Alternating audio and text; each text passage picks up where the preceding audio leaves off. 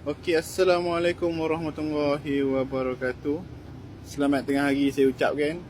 So, abang kakak, hari ni saya nak cerita sikit sebiji kereta. Ini adalah Pro 2 Kenari. Ini Pro 2 Kenari tahun 2007. Kereta ni macam mana abang kakak tengok sekarang ni, memang cantik lagi, memang kemas lagi. Dia dah disiapkan dengan cat baru. Abang kakak boleh tengok kereta ni cat baru. Warna memang orang kata cantik lah. Warna macam warna aiskrim. Warna aiskrim gitulah. So ni lah dia. Pada bahagian lampu belakang dia masih lagi sempurna. Cermin semuanya tip-top. Cermin original Boleh tengok cermin original.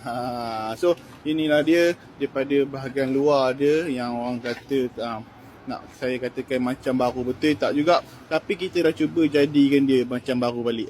So kat sini lah kekemasan dia, semuanya masih lagi kemas. Boleh tengok lampu semua tak ada pecah-pecah, sebab kereta ni kita dah buat balik dah.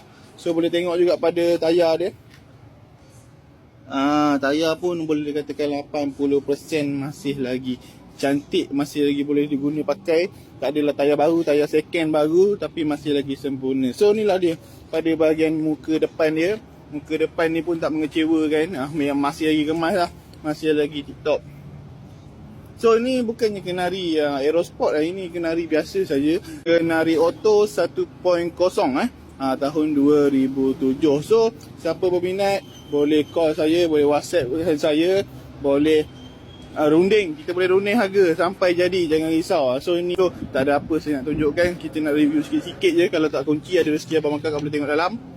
So ini dia pada bahagian dalam dia. Dashboard semua original lagi, masih lagi sempurna, masih lagi cantik. Boleh tengok semuanya kemas lagi kursi pun masih lagi cantik. Semuanya kemas lagi. Tinggal cuci kaki, cuci tangan, tinggal pakai sahaja. Ni door trim dia.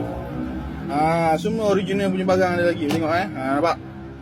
Semuanya masih lagi elok, masih lagi kemas. So itu saja untuk Kenari ni. Saya tak ada apa nak tunjuk sangat.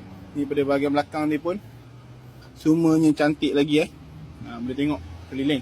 So itu saja untuk video Kenari ni, untuk review Kenari ni lah. Saya nak